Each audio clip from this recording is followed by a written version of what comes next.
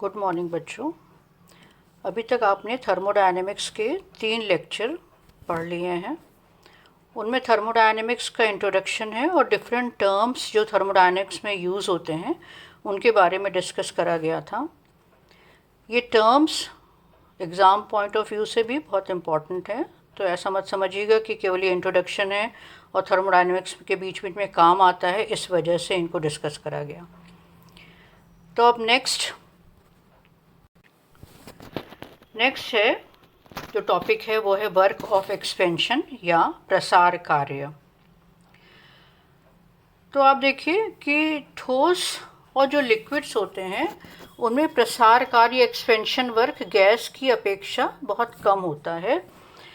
इसलिए हम expansion work को जब कैलकुलेट करना चाहते हैं तो हम गैस को लेते हैं, और इसीलिए हम एक्सपेंशन वर्क को प्रेशर वॉल्यूम वर्क या दाब आयतन कार्य या मैकेनिकल वर्क कहते हैं। अब मान लें कि एक सिलेंडर है, आप डायग्राम पे ध्यान दीजिए। देखिए एक सिलेंडर है जिसमें कि भारहीन तथा घर्षणहीन वेटलेस तथा फ्रिक्शनलेस पिस्टन लगा है तथा उसमें एक निश्चित मात्रा में आइडियल गैस भरी हुई है, और मान लें कि गैस का दाब P है।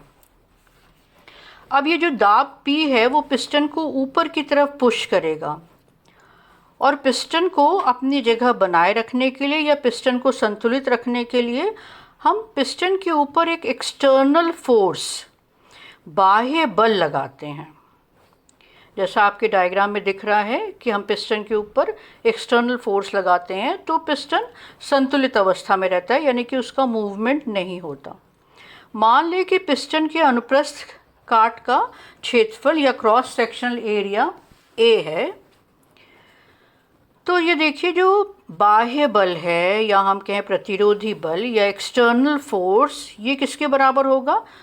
दाब इंटू क्षेत्रफल, यानी कि P इंटू A के। तो इक्विलिब्रियम पर, यानी कि जब पिस्टन में मूवमेंट नहीं हो रहा है तो अपोजिंग प्रेशर गैस के दाब के बराबर होगा।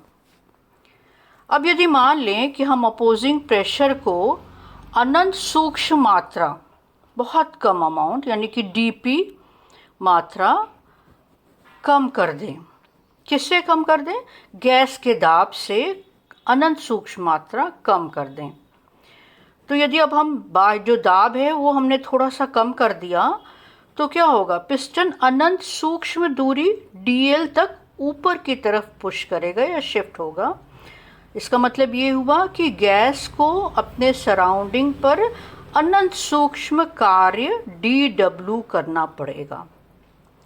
तो फिर ये जो अनंत सूक्ष्म कार्य है, यानी कि बहुत जो स्मॉल अमाउंट में वर्क है, उसको हम dW से डिनोट करेंगे, और ये इज इक्वल टू क्या हो जाएगा? प्रतिरोधी बल इंटू दूरी, एक्सटर्नल फोर्स इंटू डिस्टेंस।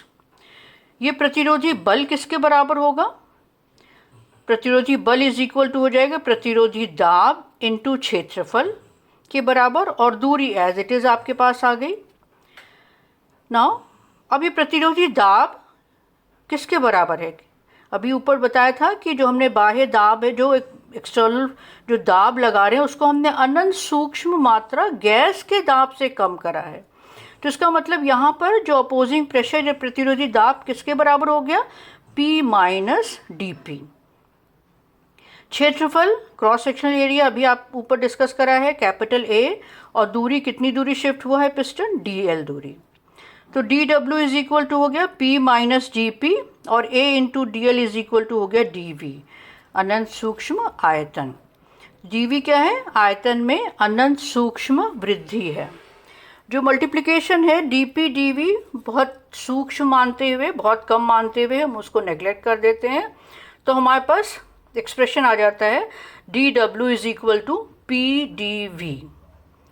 यदि मान लें कि एक्सपेंशन के पहले आयतन V1 है और एक्सपेंशन के बाद आयतन V2 हो, तो संपूर्ण कार्य को, पूरे वर्क को यदि हमें कैलकुलेट करना होता है तो हमें इस इक्वेशन को, उपरोक्त इक्वेशन को V1 तथा V2 की लिमिट में इंटीग्रेट करना होगा।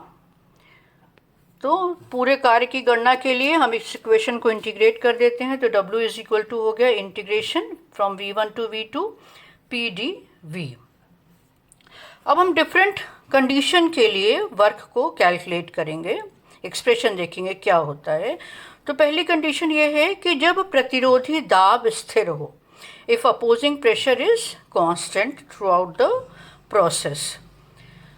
तो दाब स्थिर है यानी कि P स्थिर हो गया। कोई चीज़ आपको मालूम है कांस्टेंट होता है तो हम समाकलन के या इंटीग्रेशन के बाहर ले लेते हैं। तो W इज इक्वल टू हो गया P और इंटीग्रेशन लिमिट हो गया V1 टू V2 dV। तो फिर W is equal to P V2 minus V1 या W is equal to P delta V। ये तो पहली कंडीशन है। Now if opposing pressure is zero, अब यदि प्रतिरोधी दाब भी शून्य हो जाएंगे, P की वैल्यू ही ज़ीरो हो जाएगी, तो क्या होगा, W की वैल्यू भी ज़ीरो होगी। P की वैल्यू का ज़ीरो का मतलब ये हुआ कि प्रसार कार्य निर्वात के वैक्यूम के विरुद्ध कहलाएगा। अर्थात अगर वैक्यूम के विरुद्ध हो गया, अपोजिंग प्रेशर ज़ीरो हो गया, तो W की वैल्यू ज़ीरो होगी। और ये जो एक्सपेंशन है इसको हम फ्री एक्सपेंशन या मुक्त प्रसार कहते हैं। ना तीसरी कंडीशन देखें कि जब गैस का आयतन स्थिर हो, यदि गैस का आयतन स्थिर है यानी कि change in volume is equal to zero, तो चेंज इन वॉल्यूम ज़ीरो होगा तो W की वैल्यू भी ज़ीरो हो जाएगी।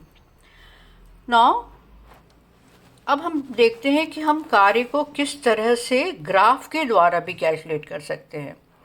तो देखिए आपके सामने दो ग्राफ दिख रहा है, एक एक्सपेंशन या प्रसार कार्य का है और दूसरा वाला संपीड़न कार्य का है।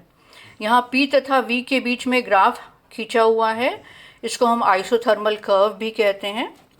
तो अब जो एक्सपेंशन वर्क है उस पर ध्यान दीजिए, उस ग्राफ को देखिए। मान लें कि हमने P1 V1 तथा P2 V2 प्रसार की प्रारंभिक तथा अंतिम अवस्थाएं हैं। तो ये मतलब P1 V1 से P2 V2 तक हम प्रसार या एक्सपेंशन करा रहे हैं।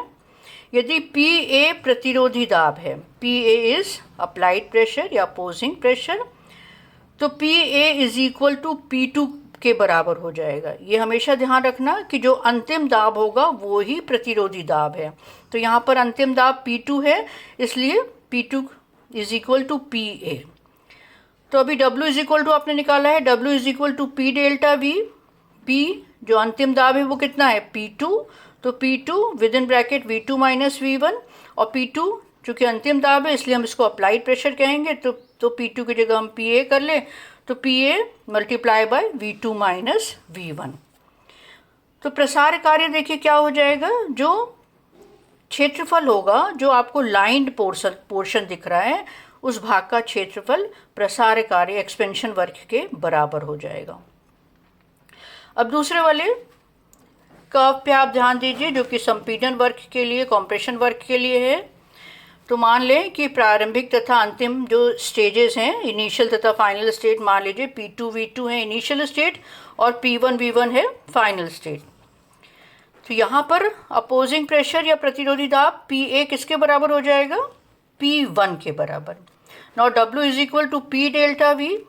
तो P की जगह क्या आ जाएगा, जो प्रतिरोधी दाब है यानी कि जो अंतिम दाब है वो है P1 और जो अंतिम आयतन है वो V1 माइनस प्रारंभिक आयतन V2 हो जाएगा, या W is equal to minus PA delta V। तो संपीड़न कार्य अगर हम यहाँ कैलकुलेट करना चाहते हैं तो जो आपको लाइन्ड पोर्शन दिख रहा है वहाँ का एरिया निकाल लीजिए, तो वो कॉम्प्रेशन वर्क या संपीड़न कार्य हो गया। तो कॉम्प्रेशन में क्या होता है, सराउंडिंग के द्वारा गैस के ऊपर कार्य किया जाता है।